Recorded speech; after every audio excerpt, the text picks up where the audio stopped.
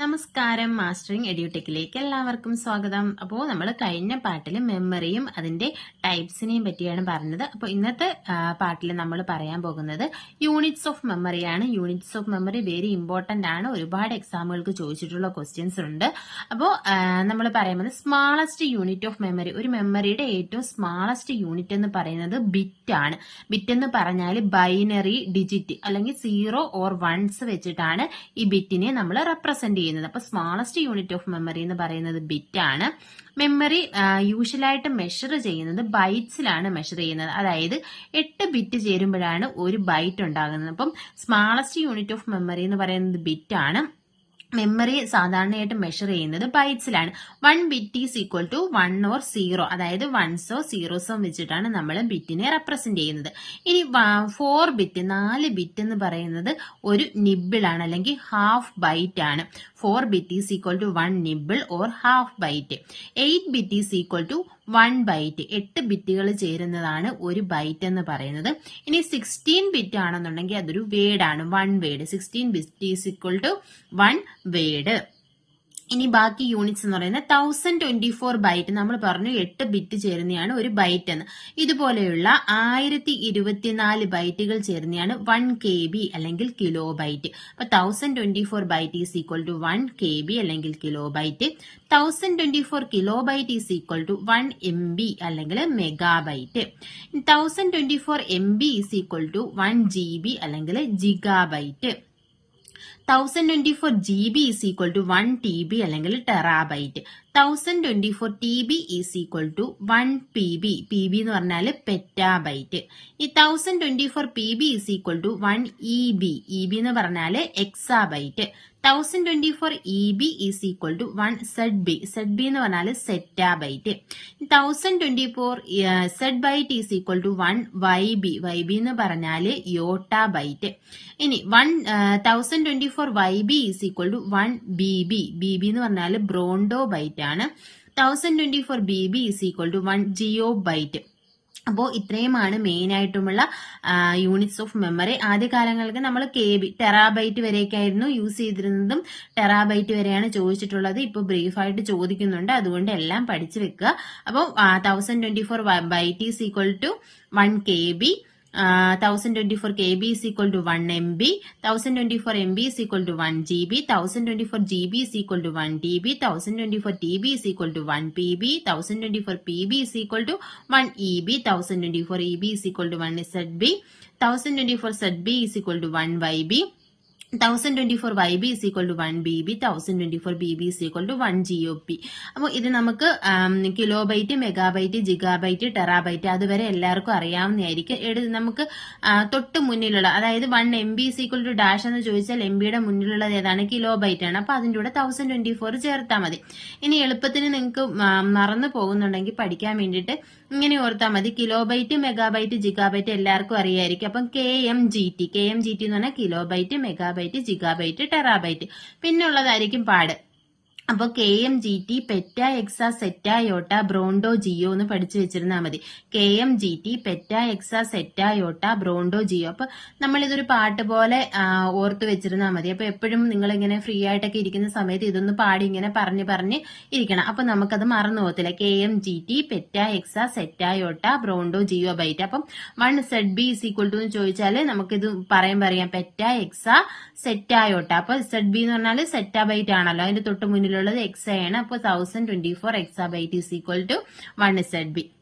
അങ്ങനെ നമുക്ക് കിട്ടും. അപ്പൊ ആ രീതിയിൽ നമുക്ക് ഓർത്തു വെക്കാം. ഇനി അടുത്തത് നമ്മൾ അതർ ടൈപ്സ് ഓഫ് മെമ്മറിയാണ് പറയുന്നത്. Cache memory. ക്യാഷ് മെമ്മറി നമ്മൾ നേരത്തെ പറഞ്ഞിരുന്നു, ഹൈ സ്പീഡ് മെമ്മറിയാണ്. സ്മോളസ്റ്റ് ആയിട്ടുള്ള ഒരു ഹൈ സ്പീഡ് മെമ്മറിയാണ് ക്യാഷ് മെമ്മറി എന്ന് പറയുന്നത്. അപ്പൊ ഇത് നമ്മുടെ പ്രോസസിംഗ് സ്പീഡ് ഇൻക്രീസ് ചെയ്യാൻ വേണ്ടിയിട്ട് യൂസ് ചെയ്യുന്ന ഒരു മെമ്മറിയാണ് ക്യാഷ് മെമ്മറി എന്ന് പറയുന്നത്. അതായത് നമ്മുടെ CPUവിന്റെയും റാമിന്റെയും ഇടയിലായിരിക്കും ക്യാഷ് മെമ്മറി ഉള്ളത്. അപ്പൊ CPUവിന് ഏതെങ്കിലും ഡേറ്റാസ് ആവശ്യമാണെന്നുണ്ടെങ്കിൽ അപ്പോൾ ക്യാഷ് മെമ്മറിയിലായിരിക്കും ആദ്യമേ സെർച്ച് ചെയ്യുന്നത്. അതെന്ന് പറഞ്ഞാൽ ഞാൻ പറയാം, നമ്മൾ ഫ്രീക്വന്റ് ആയിട്ട് യൂസ് ചെയ്തിട്ടുള്ള അല്ലെങ്കിൽ റിപ്പീറ്റ് ആയിട്ട് യൂസ് ചെയ്യുന്ന ഡേറ്റാസിനെ സ്റ്റോർ ചെയ്യുന്ന ഒരു സ്മോളസ്റ്റ് മെമ്മറിയാണ് ക്യാഷ് മെമ്മറി എന്ന് പറയുന്നത്. അപ്പോൾ CPU ഏതെങ്കിലും ഡേറ്റാസ് ആവശ്യമുണ്ടെങ്കിൽ അത് ആദ്യം പോയിട്ട് ക്യാഷ് മെമ്മറിയിൽ നോക്കും. ക്യാഷ് മെമ്മറിയിൽ ആ ഡേറ്റ ഉണ്ടെങ്കിൽ അതിനെ എടുത്തുകൊണ്ട് വന്ന് പ്രോസസ്സ് ചെയ്യും. ഇല്ലാന്നുണ്ടെങ്കിൽ മാത്രമേ മെയിൻ മെമ്മറിയിൽ പോയിട്ട് ഡേറ്റ ഉണ്ടോ എന്ന് നോക്കത്തുള്ളൂ. ഇതെന്ന് പറഞ്ഞാൽ നമുക്ക് ഡേറ്റ ക്യാഷ് മെമ്മറിയിൽ ഉണ്ടെങ്കിൽ ഈസി ആയിട്ട് ആക്സസ് ചെയ്യാൻ പറ്റും. അപ്പോൾ പ്രോസസ്സിംഗ് സ്പീഡ് കൂട്ടാൻ വേണ്ടിയിട്ട് യൂസ് ചെയ്യുന്ന ഒരു മെമ്മറിയാണ് ക്യാഷ് മെമ്മറി എന്ന് പറയുന്നത്. Smallest and high speed memory ഏതാണെന്ന് ചോദിച്ചാൽ അതും ക്യാഷ് മെമ്മറിയാണ്. അടുത്തെന്ന് പറഞ്ഞാൽ വെർച്വൽ മെമ്മറിയാണ്. വെർച്വൽ മെമ്മറി എന്ന് പറഞ്ഞാൽ ഒരു ഇമാജിനറി മെമ്മറിയാണ്. ചില ഓപ്പറേറ്റിംഗ് സിസ്റ്റംസ് ഒക്കെ സപ്പോർട്ട് ചെയ്യുന്ന ഒരു ഇമാജിനറി മെമ്മറിയാണ് നമ്മൾ വെർച്വൽ മെമ്മറി എന്ന് പറയുന്നത്. അപ്പൊ ഈ വെർച്വൽ മെമ്മറി എന്താ യൂസ് ചെയ്യുന്നതെന്ന് പറഞ്ഞാൽ റാമിന്റെ, നമ്മുടെ ഹാർഡ് ഡിസ്കിന്റെ ഒരു കുറച്ച് സ്പേസ് അഡീഷണൽ റാം ആയിട്ട് യൂസ് ചെയ്യുന്ന ഒരു മെമ്മറിയാണ് വെർച്വൽ മെമ്മറി എന്ന് പറയുന്നത്. അപ്പം വെർച്വൽ മെമ്മറിയിൽ ഒരു വെർച്വൽ അഡ്രസ്സ് കാണും. അപ്പം ഈ അഡ്രസ്സിനെ ഫിസിക്കൽ അഡ്രസ്സിലേക്ക് ട്രാൻസ്ലേറ്റ് ചെയ്യണം. അപ്പം വെർച്വൽ അഡ്രസ്സിനെ ഫിസിക്കൽ അഡ്രസ്സിലേക്ക് ട്രാൻസ്ലേറ്റ് ചെയ്യുന്ന പ്രോസസ്സിനെ പറയുന്ന പേരാണ് മാപ്പിംഗ് എന്നാണ് അറിയപ്പെടുന്നത്. ഇനി നമുക്ക് രജിസ്റ്റർ എന്താണെന്ന് നോക്കാം. രജിസ്റ്റർ എന്ന് പറഞ്ഞാൽ സീരിയലി ഇന്റർ കണക്ട് ചെയ്തിരിക്കുന്ന ഒരു group of high speed memory സെൽസിനെയാണ് രജിസ്റ്റർ എന്ന് പറയുന്നത്. അതായത് CPUവിനകത്തുള്ള ഒരു group of high speed memory സെൽസിനെയാണ് രജിസ്റ്റർ എന്ന് പറയുന്നത്. അപ്പം രജിസ്റ്റർ എന്താ ചെയ്യുന്നതെന്ന് വെച്ചാൽ, ഇപ്പൊ എന്തെങ്കിലും ഒരു ALU ഓപ്പറേഷൻസ്, ALU എന്ന് പറഞ്ഞാൽ അരിത്തമാറ്റിക് ആൻഡ് ലോജിക് യൂണിറ്റ് ആണ്. അരിത്തമാറ്റിക് ആൻഡ് ലോജിക് ഓപ്പറേഷൻസ് ആണ് അതിൽ നടക്കുന്നത്. അപ്പൊ എന്തെങ്കിലും ഒരു ALU ഓപ്പറേഷൻസ് ഉണ്ടെങ്കിൽ അതിന് എന്ത് വേണം? അരിത്തമാറ്റിക് ഓപ്പറേഷൻ നടക്കണമെങ്കിൽ നമുക്കറിയാം ഓപ്പറാൻസ് വേണം എന്നറിയാം. അപ്പൊ ആ ഓപ്പറാൻസിനെ എല്ലാം CPUവിന് പ്രൊവൈഡ് ചെയ്യുന്നത് ഈ രജിസ്റ്റർ ആണ്. അതുപോലെ തന്നെ ALU ഓപ്പറേഷൻ പെർഫോം ചെയ്ത് കഴിഞ്ഞാൽ ആ റിസൾട്ടിനെ സ്റ്റോർ ചെയ്യുന്നതും രജിസ്റ്റർ ആണ്.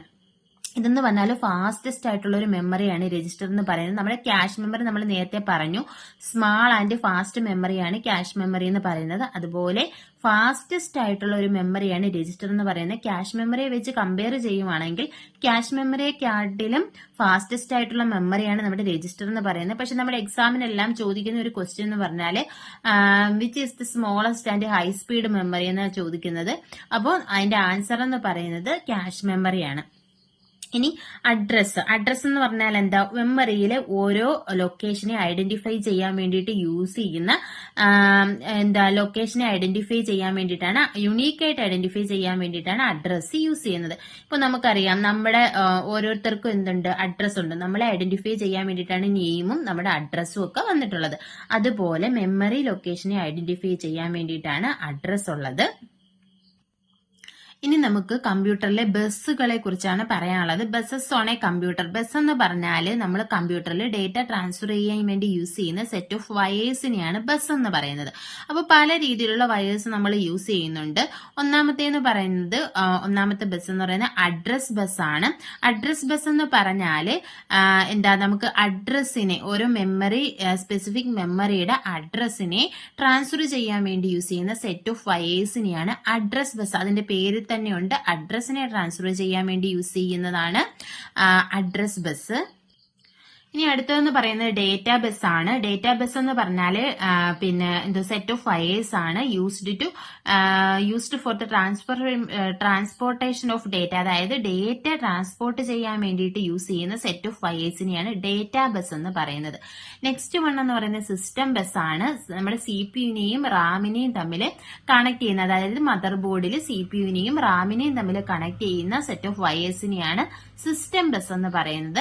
ഇനി അടുത്ത ഒരെണ്ണം എന്ന് പറയുന്നത് കൺട്രോൾ ബസ് ആണ്. കൺട്രോൾ ബസ് എന്ന് പറയുന്നത് നമുക്ക് പല യൂണിറ്റ്സ് ഉണ്ട്, കമ്പ്യൂട്ടറിന്റെ പല യൂണിറ്റ്സ് ഉണ്ട്, അതിന്റെ പല ഓപ്പറേഷൻസ് നടക്കുന്നുണ്ട്.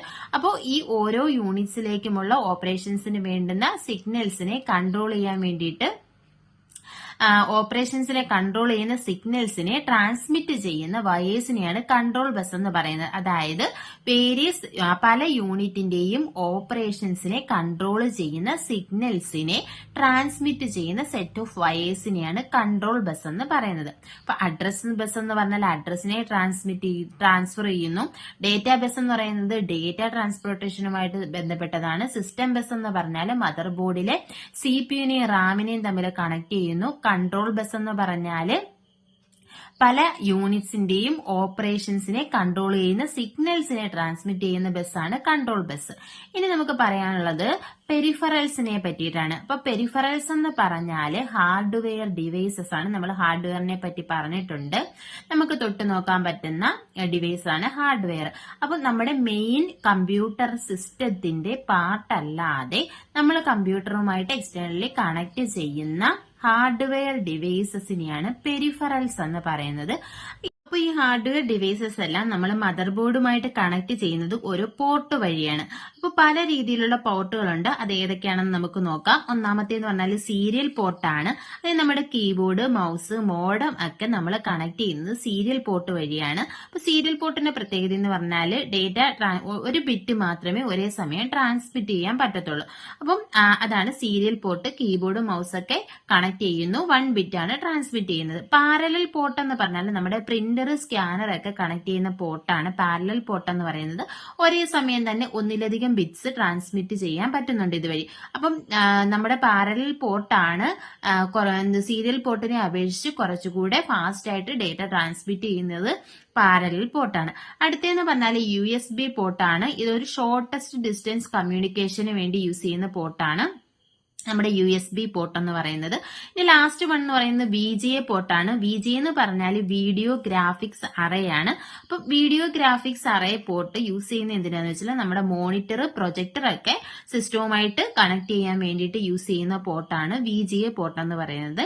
അപ്പോൾ ഇന്നത്തെ ക്ലാസ് എല്ലാവർക്കും ഇഷ്ടപ്പെട്ടെന്ന് വിശ്വസിക്കുന്നു. ക്ലാസ്സിൽ ഇഷ്ടപ്പെടുവാണെങ്കിൽ ലൈക്ക് ചെയ്യുക, ഷെയർ ചെയ്യുക, സബ്സ്ക്രൈബ് ചെയ്യുക. അതുപോലെ തന്നെ നിങ്ങൾക്ക് ഏതെങ്കിലും ക്ലാസ്സുകൾ പ്രത്യേകം വേണമെന്നുണ്ടെങ്കിൽ അത് കമന്റിലൂടെ പറയുക.